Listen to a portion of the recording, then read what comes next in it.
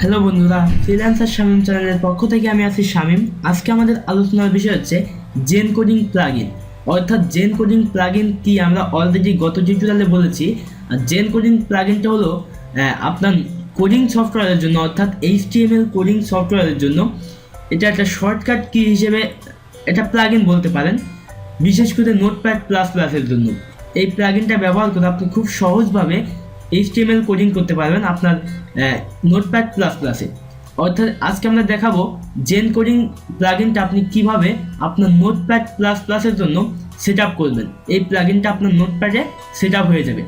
তো তার জন্য আপনাকে যেটা করতে হবে, first of all notepad plus প্লাসটা ডাউনলোড করতে হবে। আশা করি আপনাদের অলরেডি ডাউনলোড এবং ইনস্টল করা আছে, বিকজ যদি আপনি আমার আগের টিউটোরিয়ালগুলো দেখে থাকেন, অর্থাৎ আমরা যেহেতু HTML রিলেটেড কাজ এই মুহূর্তে শিখছি, সেহেতু আমরা অলরেডি 8টা পর্ব শেষ করে এসেছি এবং এই 8টা পর্ব যদি আপনি দেখে থাকেন তাহলে আশা করি নোটপ্যাড নিয়ে আপনার কোনো কোশ্চেন নেই, বিকজ আমরা অলরেডি বলেছি যে নোটপ্যাড প্লাস প্লাস আপনি কীভাবে ডাউনলোড করবেন এবং ইনস্টল করবেন। আশা করি আপনাদের কাছে নোটপ্যাড প্লাস প্লাস ডাউনলোড এবং ইনস্টল করা আছে। আর যদি আপনি আমার চ্যানেলে নতুন হয়ে থাকেন তাহলে রিকোয়েস্ট করব, আমার চ্যানেলটা সাবস্ক্রাইব করার আগে আপনি আমার আগের ভিডিওগুলো দেখে আসবেন, প্লেলিস্ট চেক করবেন। প্লেলিস্টে আপনি HTML এর একটা প্লেলিস্ট পেয়ে যাবেন। এই প্লেলিস্ট আপনি প্রথম থেকে শেষ পর্যন্ত দেখবেন এবং এইখানে আরও 5টা থেকে 6টা ভিডিও আসবে HTML রিলেটেড। সেখানে আমরা HTML এর আরও বেসিক এবং অ্যাডভান্স বিষয়বস্তু নিয়ে কথা বলবো। আশা করি ভিডিওগুলো আপনারা দেখবেন এবং এই নোটপ্যাড প্লাস প্লাসটা ডাউনলোড করে নেবেন এবং ইনস্টল করে নেবেন। এখন কথা হচ্ছে নোটপ্যাড প্লাস প্লাসটা ইনস্টল করার পরে আপনি ZenCoding প্লাগইনটা কীভাবে ব্যবহার করবেন। তার জন্য আপনি গুগলে সার্চ করতে পারেন ZenCoding, ZenCoding, অবশ্যই স্পেলিংটা মনে রাখবেন, ZenCoding নোটপ্যাড প্লাস প্লাস এরকম লেখার পর আপনি এন্টার দিবেন এবং গুগলে চলে আসবেন। এইখানে আসার পরে প্রথম অপশন হচ্ছে ZenCoding গুগল কোড অ্যাচিভ একটা অপশন আছে। এই লিঙ্কটা আপনি ওপেন করে এইখান থেকেও ডাউনলোড করতে পারেন। ডাউনলোড করবেন কোনটা, যদি আপনি চান যে গুগলে সার্চ করে ডাউনলোড করবেন তো করতে পারেন। এখানে দেখেন একটা অপশন আছে ZenCoding notepad plus plus version 0.7 zip, আপনি এটা ডাউনলোড করতে পারেন। অথবা আমি ডেসক্রিপশন বক্সে একটা লিঙ্ক দিয়ে রাখবো, যদি আপনারা চান যে লিঙ্কে ক্লিক দিয়ে আসবেন তাহলে আপনার সামনে এই ইন্টারফেসটি ওপেন হবে। এইখানে এসে আপনাকে যেটা করতে হবে, ক্লোন অর ডাউনলোড, এইখানে ক্লিক দিয়ে আপনি ডাউনলোড জিপ অপশনে ক্লিক দিয়ে ডাউনলোড করে নেবেন। তো আমি অলরেডি ডাউনলোড করেছি। ডাউনলোড করার পরে আপনার সামনে এইরকম একটা ফাইল চলে আসবে। আপনি যেখানে ডাউনলোড করবেন সেখানে এরকম একটা ফাইল চলে আসবে। আমি ডেস্কটপে ডাউনলোড করেছি, আমার ডেস্কটপে এরকম একটা ফাইল চলে এসেছে। এখন এই ফাইলটা যেহেতু জিপ আকারে আছে, আমরা এটাকে আনজিপ করব। তার জন্য আমরা রাইট বাটনে ক্লিক দিয়ে দেবো এবং এখান থেকে এক্সট্র্যাক্ট হেয়ার একটা অপশন আছে, এইখানে ক্লিক দিয়ে দেবো। এইখানে ক্লিক দেওয়ার পরে দেখেন এইখানে একটা ফোল্ডার চলে এসেছে। এই ফোল্ডারটা আমরা ওপেন করব।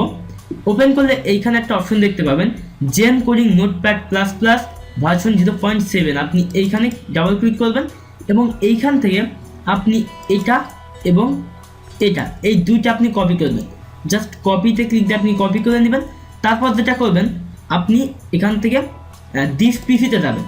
দিস পিসিতে যাওয়ার পরে লোকাল ডিস্কে যাবেন। তারপর এখান থেকে অর্থাৎ সি ড্রাইভে যাবেন। তারপর প্রোগ্রাম ফাইলস x86 আপনার যেটা থাকবে আপনি সেইখানে যাবেন।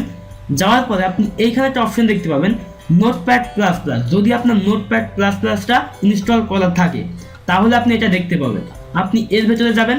যাওয়ার পরে আপনি প্লাগইনস নামক একটা অপশন আছে, এই প্লাগইনসে ক্লিক দিয়ে দেবেন এবং এর ভিতরে আপনি সেটা পেস্ট করে দিবেন। যেই দুইটা আপনি কপি করলেন সেই দুইটাই আপনি এখানে পেস্ট করে দিবেন।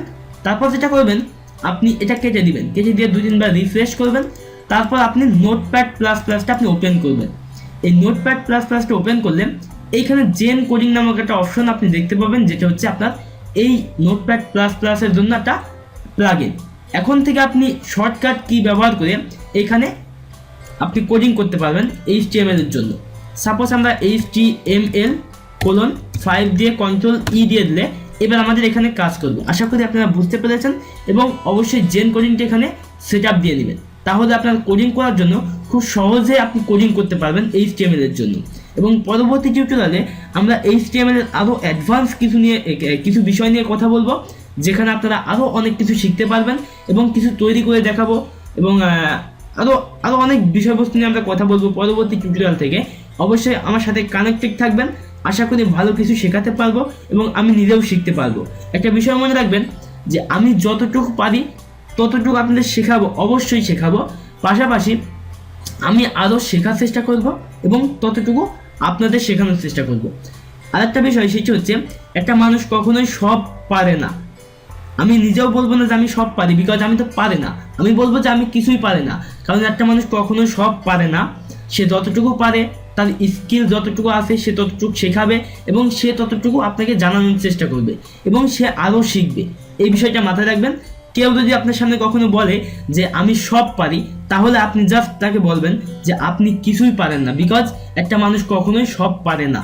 যা হোক, আমরা আজকে অনেক কথাই বললাম এবং জেন কোডিংটা আমরা সেট আপ দিয়ে দেখালাম। আশা করি আপনারা এটা সাকসেসফুলি সেট আপ দিয়ে নেবেন এবং যদি কোনো প্রবলেম হয় সেট আপ দিতে, তাহলে অবশ্যই আমাকে নক করবেন। আমার ফেসবুকের লিঙ্কটা ভিডিও ডেসক্রিপশন বক্সে থাকবে, অবশ্যই আমার সাথে কন্ট্যাক্ট করবেন। তো এই হচ্ছে মূলত ভিডিও। যদি ভিডিওটি ভালো লেগে থাকে তাহলে অবশ্যই একটা লাইক দিয়ে দিবেন, কমেন্ট করবেন কেমন লাগলো এবং শেয়ার করবেন আপনার ফ্রেন্ডদের সাথে। তাহলে কি হবে, আপনার মতো আরও অনেকেই শিখতে পারবে এই এরকম কাজ। অর্থাৎ যেমন আমরা ফ্রিল্যান্সিং শেখাচ্ছি, ওয়েব ডেভেলপমেন্ট শেখাচ্ছি, ওয়েব ডিজাইন শেখাচ্ছি, এগুলো হয়তো অনেকেই শিখতে চাই বাট হয়তো কোনো সোর্স পায় না। আপনার মাধ্যম দিয়ে সোর্সটা পেতেও পারে। সো অবশ্যই শেয়ার করবেন আপনার ফ্রেন্ড সার্কেলের মাঝে, যেমন ফেসবুক, টুইটার, হোয়াটসঅ্যাপ শেয়ার করে দিবেন। তো দেখা হচ্ছে আমাদের পরবর্তী টিউটোরিয়ালে নতুন কিছু নিয়ে, নতুন কিছু শেখানোর উদ্দেশ্যে। বিদায় নিচ্ছি, বাই বাই।